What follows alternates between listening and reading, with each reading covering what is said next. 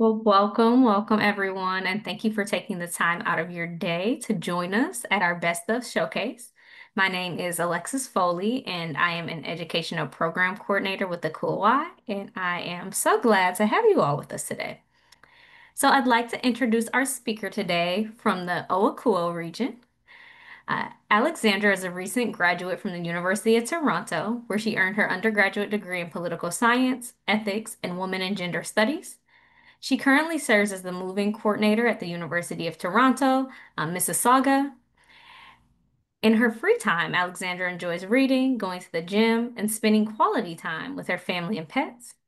She is deeply passionate about political activism and is committed to using her education to drive meaningful change in the world.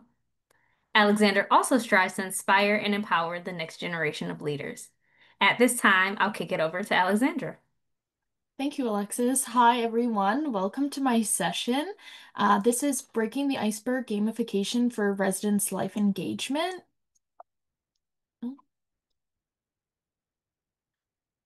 First, I just want to start with a land acknowledgement. Even though we're here online today, I think it's very important to acknowledge the land that a vast majority of my work took place on. So I'll just read this out for you all. So I wish to acknowledge this land on which both the University of Toronto operates. For thousands of years, it has been the traditional land of the Huron-Wendat, the Seneca, and the Mississaugas of the Credit. We recognize and honor the enduring presence and stewardship of these Indigenous nations on this territory. In acknowledging this land, we affirm our commitment to the goals of professional development, building relationships, and fostering a safe and inclusive environment. We recognize that creating a vibrant staff team requires acknowledging and respecting the diverse Indigenous peoples who have lived and continue to live on this land. As we engage in opportunities that promote positive relationships and wellness, we remain mindful of the importance of acknowledging and respecting the Indigenous communities who call this land home. We seek to create an atmosphere where staff, regardless of their background, can develop a sense of belonging and appreciation for the cultural richness of this land. We express the gratitude for the opportunity to work, learn, and grow on this land and commit to ongoing efforts of reconciliation, understanding, and collaboration with the Indigenous peoples of Turtle Island. So, welcome aboard the SS Challenge Navigator.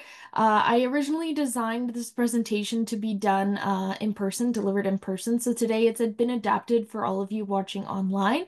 Typically, you would have received a boarding pass for a ship, as it's titled here, SS Challenge Navigator. That would have separated you into different groups, so making sure that you were meeting those new people, which is a model that I like to use with students and in training sessions to make sure that we're breaking up any cliques that students tend to form in their communities and really being intentional about them meeting new folks. So today we're not going to be doing this as groups. I've changed that so that it's better for the online delivery. So we'll move into what we're going to be doing today. First, I'm going to introduce myself though, even though Alexis already introduced me. My name is Alexandra. I also go by Lexi. And I was the moving coordinator, but recently I've just been hired in the position of the residence operations assistant at the University of Toronto, Mississauga. So very exciting news. So today, this is our little travel itinerary. So we're going to go over learning goals, and then I'm going to do an intro to what gamification is. And then we're going to do two drills, two icebreakers, kind of. One is the lifeboat drill, and one is an icebreak alert. They've all been adapted so that you can do them individually. And then in the end, we'll go over the application. So these are the learning outcomes slash goals. Obviously, these were originally created for student staff, but these are still super relevant to my presentation today. So hopefully by the end of this session, you'll be able to design and implement gamified activities to enhance student engagement in residence life programming effectively.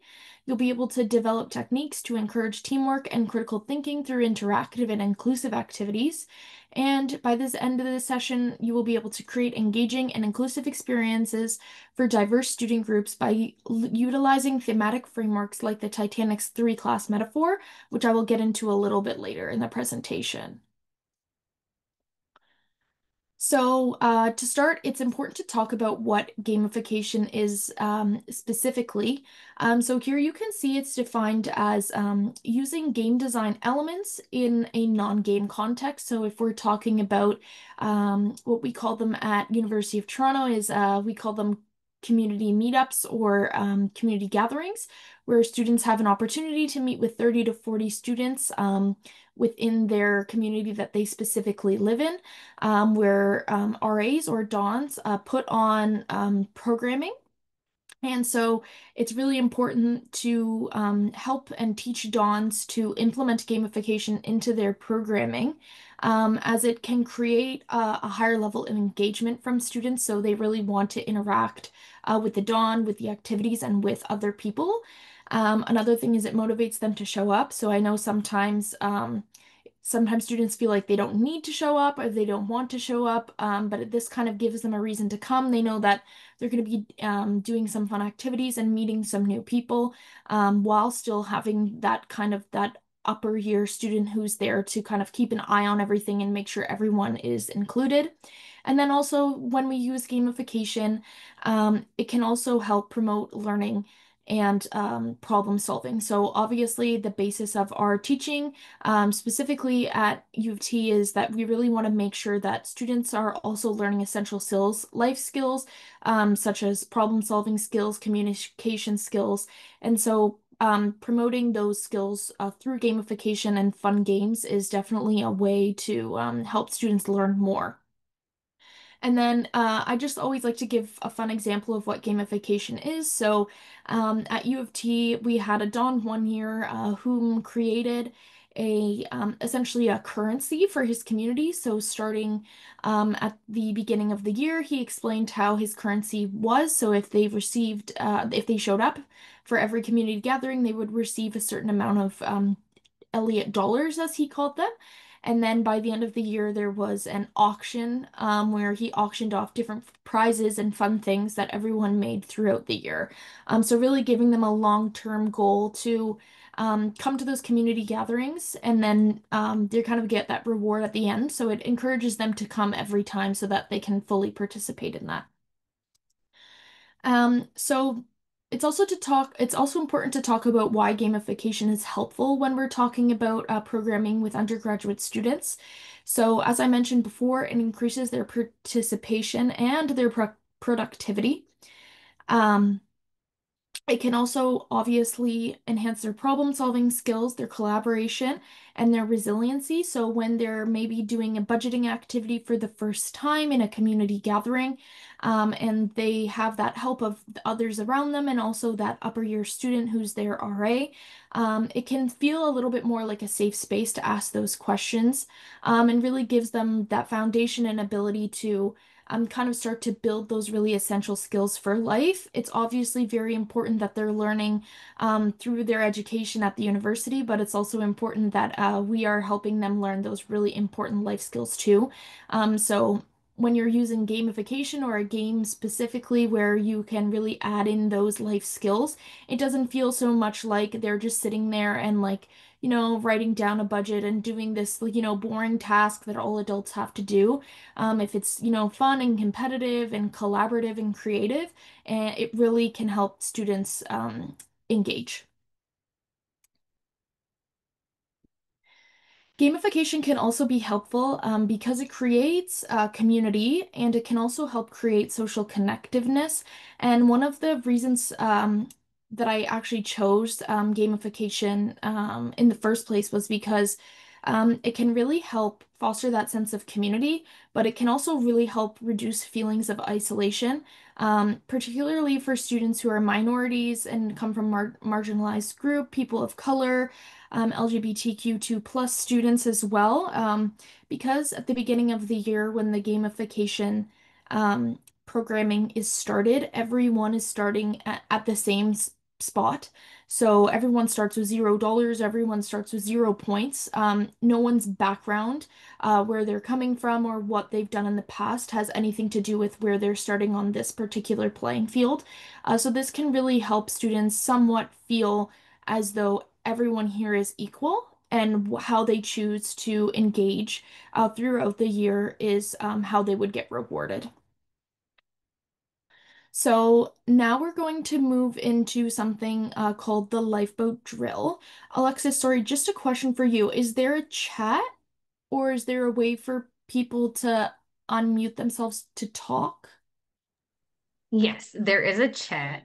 There is a Okay. chat, and people can also, I can unmute folks, and if they want to speak on video, I can move them over to speak on video. Okay. So if people want to unmute, I just ask that they raise their hand, and then I can unmute them. But the chat is fully open. Okay, perfect. So this activity you're gonna do by yourself, but that at the end of it we're gonna have a little bit of reflection time. So I would love to hear from the audience and whoever is willing and wanting to share. So let me just go over what this drill is. So this is the SS Challenge Navigator is actually singing. So in your groups, we're not doing groups today, you're going to do it individually, but I've kept it in this group format so that you can kind of imagine how it would seem to a student to participate in this activity as a group with other students. So your goal is to gather essential resources to survive on this lifeboat. However, space and weight are limited and you can only take a select number of items. So what you'll need to do is create a list of the most essential items only. But the catch is that you can only bring 40 pounds worth of items. So here are all of the possible items that you can bring with you on the lifeboat. The key here is I said essential.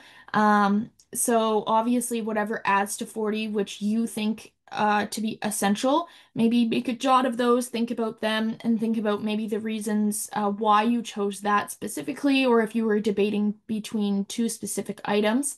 And then I'll give about probably 3 minutes for you all to just have that time to think. And then maybe we can open it up to some reflection questions and people can share however they went about making those decisions.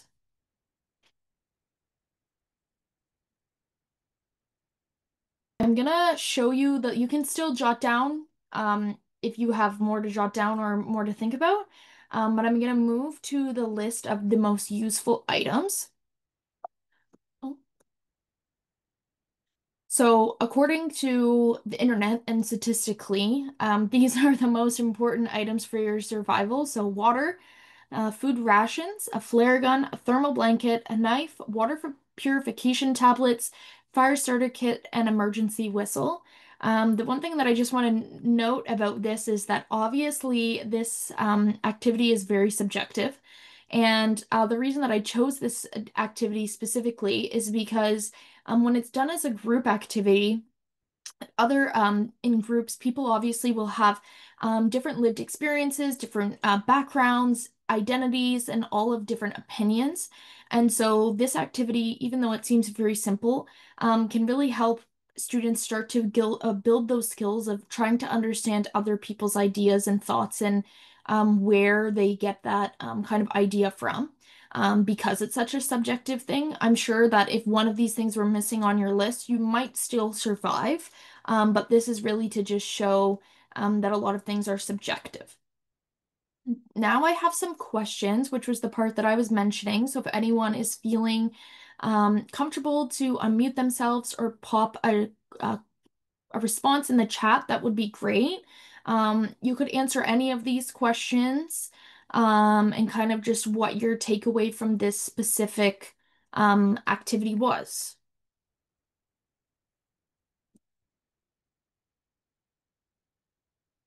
I see one difficult because I didn't know how long we'd be there. That was intentionally left open, kind of as another challenge for students to work through in that group.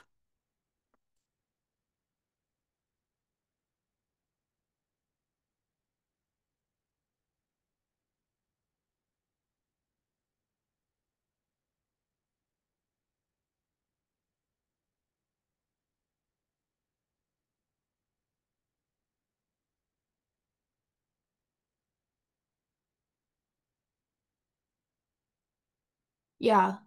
Another one is I definitely would have wanted to know if others shared my thought to take less of the water, but still have some. Yeah, so that is a really good point. Like you would want to kind of have someone else there to help you make that decision. Like you want, maybe you're like kind of confident about this decision, but you need like a little bit of confirmation and people who are there to help you like with that thought process. That's definitely something that you would gain from the group setting. So that's the purpose of the activities. Another one here is, to me, it was interesting that the fire starter was on the list because we were on a life raft. Life raft. It would be better for me at the end. Um, the rationales were shared for each item. Yeah, that's a really good suggestion.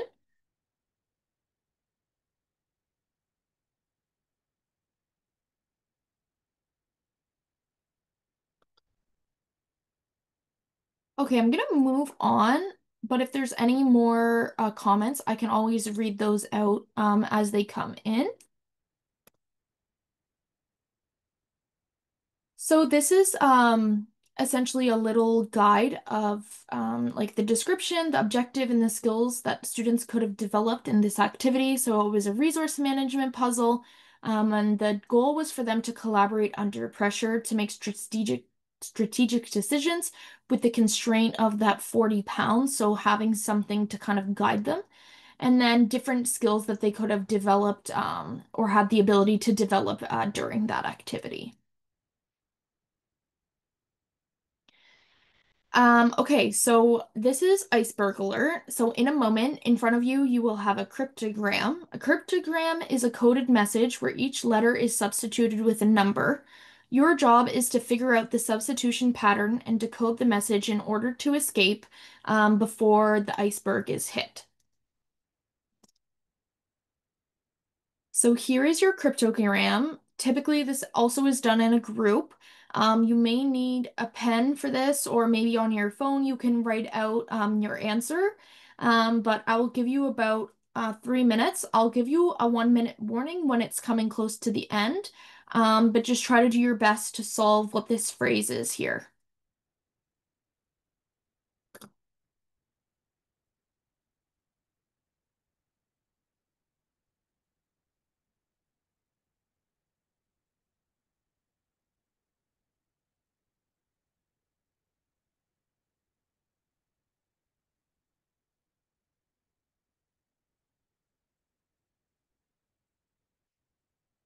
Okay, so your time is up. Before I share what the correct answer was. Is there anyone maybe in the chat that wanted to share what they think the answer was to that cryptogram?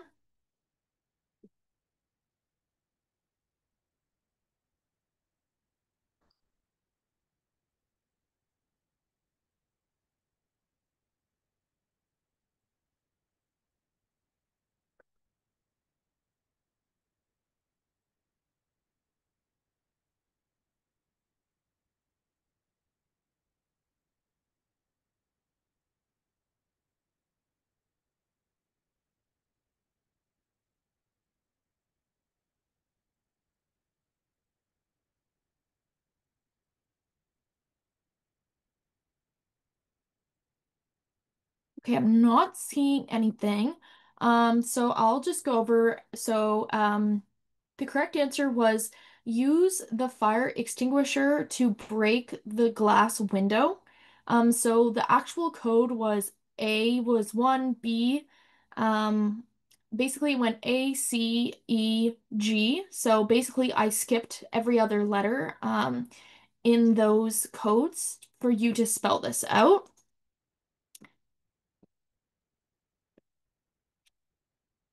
So again, if anyone wanted to share, maybe I typically this challenge is pretty difficult for people, but do you think it's easier to do it as a team? Would it doing it in a team be beneficial? If you learned something, what was that? And how could student staff apply this to their own programming? Or what could change to make the activity better?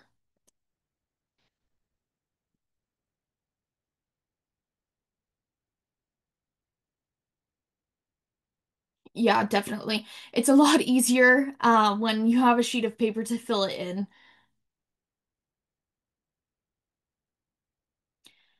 I did not figure it out, but for sure, a lot of processing. I think it would have been way easier on a team to hear different perspectives. Yeah, definitely.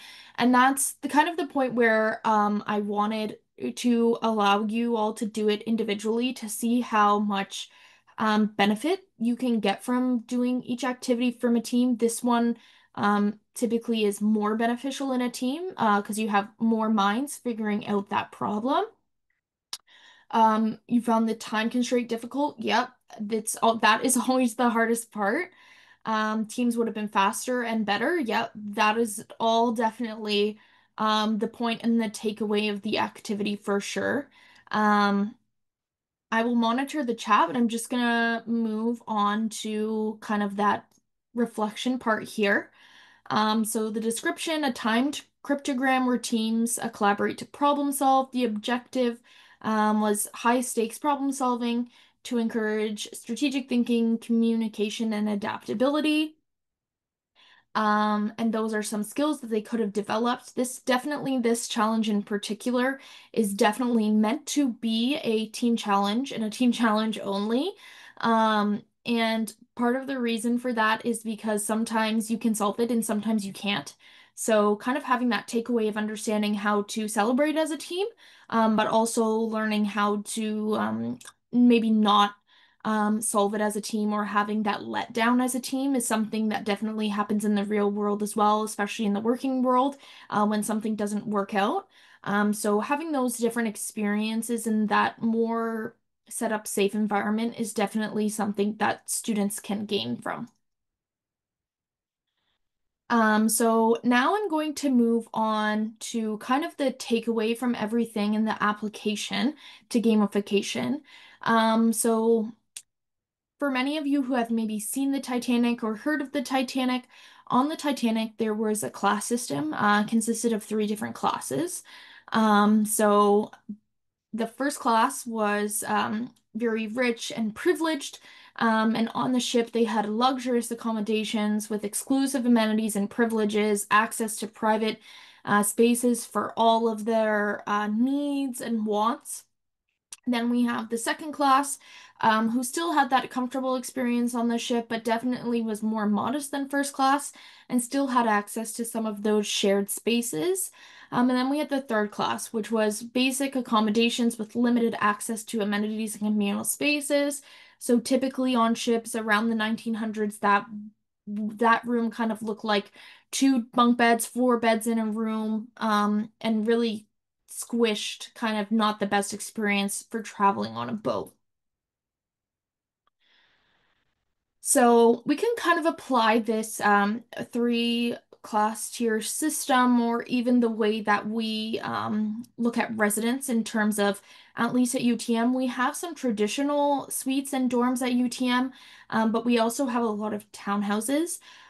So these different experiences for first year students can really affect the way that they have that experience and the different privileges that they have depending on where they're living. So their room type, for example, if you have a shared bedroom or you have a private bedroom, those are two very different experiences and privileges to have that time alone to your room all the time all the time, or you have a roommate to share with.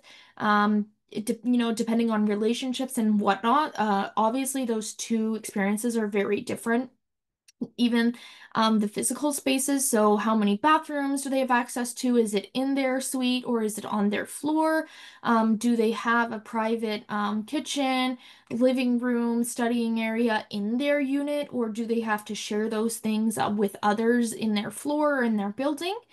And then do they have access to common areas such as those lounges, those study rooms, little rooms where they can prepare their food with microwave or kettle? And then also depending on the community they're living in, do they have the ability to participate in those exclusive programs and events? So just like on the Titanic, the difference in access and opportunity can impact a student's sense of belonging and community engagement within their particular community. So, how gamification can help. So when we're doing a lot of programming with students, utilizing team-based challenges that can mix students from different floors or building types to encourage new connections. Sorry, I just saw someone raise their hand.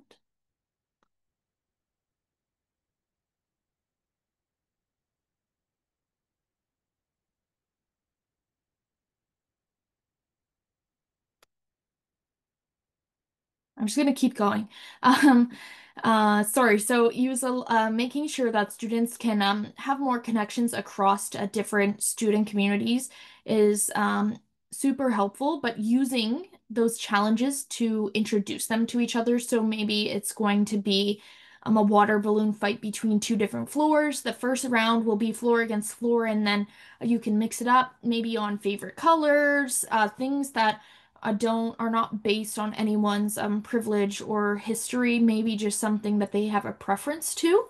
And then this one is specifically very important, that a lot of times it's good to reward like success, but it's also really great in student communities to reward participation for participation and collaboration rather than that competitive um, achievement, just because that way everyone feels as though they are achieving something and that when they're collaborating and they're really engaging, that they are being recognized for that as well. This can help students feel more valued within their community. Just because they don't win every time doesn't mean that they don't deserve to be acknowledged for all of the effort that they're putting in. And another way that gamification can help is when you're maybe going over um, maybe you're doing a privilege activity and you're using different stories to help emulate how the different experiences of people can help students understand someone else who they, have not walked in those shoes. Helping those students maybe read that story out and asking them, like, if you were in that situation, if this is who you were, how would you maybe have made this decision? How does it differ from who you are today? So helping students understand those different perspectives through role-playing scenarios can be super helpful. So this is my experience with the gamification and how I applied it to my role. So last year I was a community assistant at the University of Toronto, Mississauga. So that role looks over a Dawn team of 15 RAs slash Dawns, where I'm their kind of like their mentor for the year. And something that we really struggled with each year for before the school year begins, we have all of the student staff arrive 2 weeks early and we do an in-depth training with them. Something that we've had problems with in past years is maybe returning staff who have already done the job once, not really engaging in that training again to get the most out of it. And also kind of people taking it as a laissez-faire, like not showing up on time, not really understanding that, this is still a professional position, that it's no different than if you were working a part-time job somewhere else. You need to show up on time and be prepared to participate. So I created something called the Residence Training Competition. And my basis for this was to really encourage those student staff to engage properly. But in order to do this, I wanted to make sure that I was using an equitable way of measuring points. So I actually created Excel formulas based off the number of people on each team. So we have six different types of student staff teams. But each of those teams don't always have an equal amount of people. So if we're rewarding points based off of per person, if there was a team with 15 or a team with 10, if we just gave them 1 point each time, the team with 15 people would win every time. So we really had to make sure that those points being awarded were done based off of the number of people on the team. So we used Excel to create that and track all of those points. And then I have listed here an example of what I used, basically what I was trying to accomplish, what skill I was trying to get them to build, and how we did that. So number one is arrival time.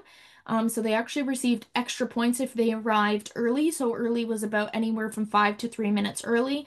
If they were on time, they received points. And then if they were late, they actually received a deduction of their overall team points. So really creating that professional responsibility in student staff, but helping them also understand that if they're late and their team loses points, that it's not only them who is affected by that loss, it's their whole team. So helping them understand that sometimes decisions being made in the workplace also affect other people, not in the workplace, but in life. When you make certain decisions, they can affect others. So really, helping student staff learn the role of professional responsibility. The second one was different types of icebreakers before the start of a lot of our training sessions. One problem that we have is that a lot of the time our six teams tend to be very separate from one another and create their own cliques, which is obviously that's human behavior, but we really wanted to see more cross-team communication and friendship and for them to really go out of their way to make those new connections. So during our icebreakers, we took 1 to 2 people from each team and help had them do different team working activities and collaboration to win points for their teams. But if they were on a team, typically with someone who was not on their team, if they won, they would both win points for their each respective team. So helping build again that responsibility to one another. And then group socials. We had after hours group socials for the staffs outside of their training times. So this, our goal here was to just help, really wanted them to come out, show up, interact with new people, and do community building activities such as sitting down and making door tags for their students or making anything for their welcome home packages that they provided, and then also participating in fun activities, bracelet making, water balloon fights, trivia nights, anything that would be super fun. So if they showed up, they would get points for that. And then we also did, the last thing is we also did theme days. So every day of training was a different color. And so we asked that students participate by wearing that color, whether it be a shirt, shorts, they could wear the whole color if it would, like, let's say it's purple, their whole outfit could be purple. Maybe they just have a purple scrunchie, a purple bracelet, anything that shows that they're trying to be a part of that team and helping create that team unity and cohesion, and even giving those like first few talking points to student staff, like, hey, like, that's so cool, you're wearing all purple, like, where'd you get your shirt from? Or something that kind of gives them that sometimes they're nervous to talk to people on other teams or even on their own team in the beginning. So kind of giving them a shared goal with one another to kind of open the floor of communication. And then you can see here I have a picture of the winners of the first year. So this was 2024 summer. So these are our champions of our team. They didn't get any sort of like special prize. They just got a little certificate for their hard work. And then they just got a little plastic Amazon trophy that had just written on paper that they had won the RTC competition for that year. So that actually brings me to the end of my presentation. Um, I'm open to having any questions. If anyone has any questions, can unmute yourself, raise your hand, put them in the chat. I've also provided my contact information down below in case you had any questions you wanted to ask me at a later time or just wanted to reach out. I have my email and my LinkedIn here. I answer both frequently, so feel free to reach out, or even if you just want to connect, I'm happy to do either.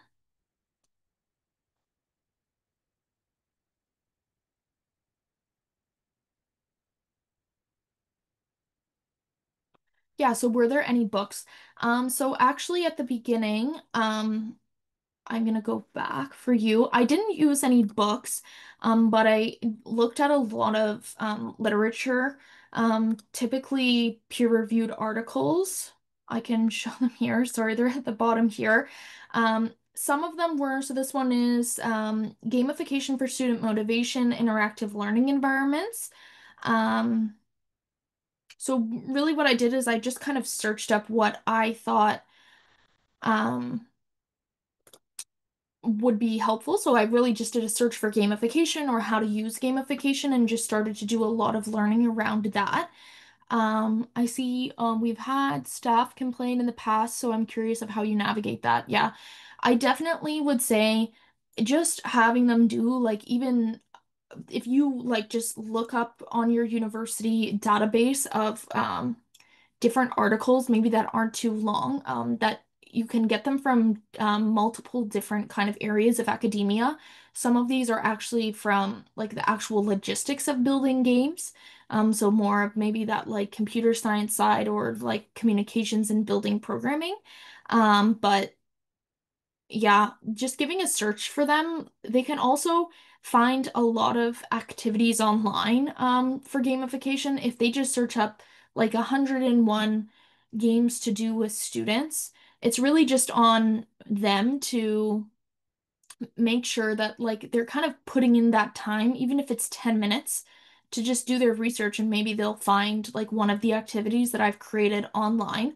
That's where we get a lot of our stuff, even at UTM. We're always just doing different research, Googling different fun games and activities that we feel like students and staff would engage with. Um, we host team building competition day each August during training, but looking to stretch it all throughout training. I look forward to sharing. Yeah, of course. Yeah, it's always fun. I feel like student staff definitely engage a lot more when they have kind of that fun little something to look forward to. That's great to hear. We have reimagined our team building and nothing seems to quite appease the group as a whole. I feel that some people think RTC is stupid. Sometimes student staff are like, this is dumb. You cannot win the heart of everyone, and you will not always get everyone to participate. But kind of, putting it out there for students to at least have the ability to participate and engage in this unique way for them definitely is something that we try to do. Yeah, students definitely, I think students and student staff, they love competition. And if you can get them to engage in a way that's friendly and not overly competitive, where they're like, haha, I'm a winner and you're a loser, it's definitely a really good tool for growing and learning within student staff like groups and also student communities.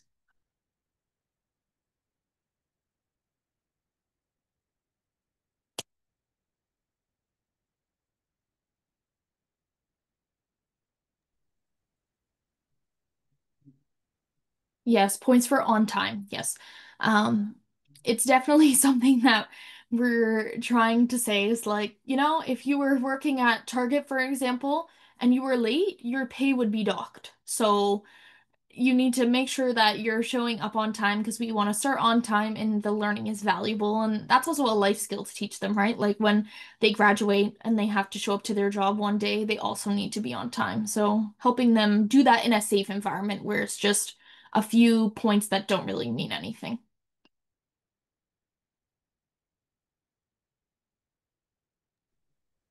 Great. Well, awesome. Thank you so much, Alexandra. And thank you, um, everyone else. Please join me in thanking Alexandra for her presentation today. It was engaging and a ton of fun. Um, I do want to shout out our next Best of Showcase, which will take place on September 19th. That is going to be for the AMHO region, and it is titled The Staff Meeting Was So Fun, Boosting Student Staff Collaboration Using Improv Games. And as I mentioned, this presentation, Alexandra's presentation, will be posted on our Akui YouTube page if you'd like to go back and get some tips. So thank you so much again, Alexandra, and thank you to everyone who joined us today. Thank you.